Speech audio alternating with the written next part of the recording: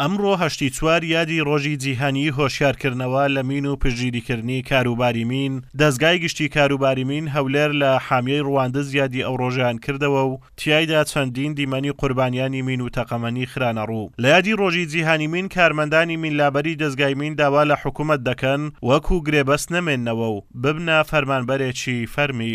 لە ڕۆژی 2016 ڕۆژی سێشەم کاتژمێر 11 کەوتمە بەرمینێکی دژەکە زۆری ڤارسل بوو لە کاتی دەوامکردن لە ئەو کاتێکە ئیشی قاوەنی مەکرد کەتمە بەر ئەو لۆمەیکە تووشی ئەو عادیسەیەم کە ئەو دەستم لەسەدانا و داواش لە حکوومەتی هەرێمەکەم ئەو ئیشێکەمەی ئەیکەین گرێبەستە ئەو گرێبەستە نەمینی بنکەنە فەرمانبەرێکی ڕسمی لە حکوومەتی هەرێم.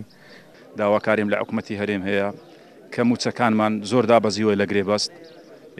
ئەو ئیشە بەو موچە ناکرێت بە 500,000 دینار. لەگە پێشمەرگە بەشداریمان کردووە لە گوێر لە شنگار شەیدمان داوە معاشەکانمان کە کراوە نیوە بەنیوە ئەوشی ماید ئەکشن بە 500,000 دینار ناکرێ. 16 ساڵە لە دەستگای مین کاردە. بەڕاستی ئیشێکی زۆر قورسە، ئیشێکی زۆر زەحمەتە. یعنی ئەمە بەیانیان سەعاسەی لە خەو هەڵدەستین بەرەو کار دەڕۆین بە تەمای ژیانی خۆمانین. لەبەرەوەی مەعامەلە لەگەر دوژمنێک دەکەین کەوا لێمان نادیارە.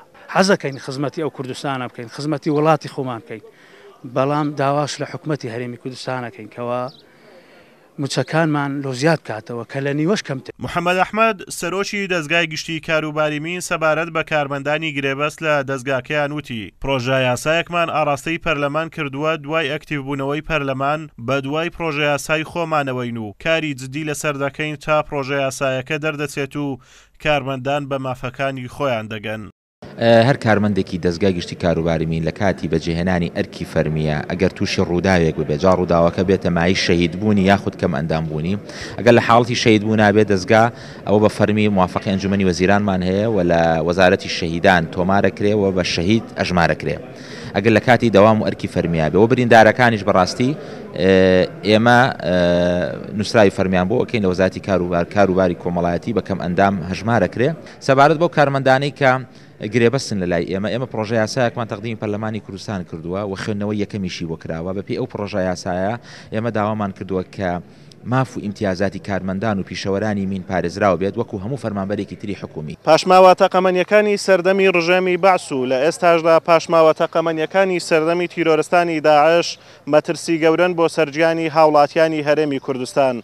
بۆیە لە ئێستادا ئەرچی دەستگای مین قڕستر بووە. ئازادۆمەراوەی کەناڵی ئاسمانی پەیام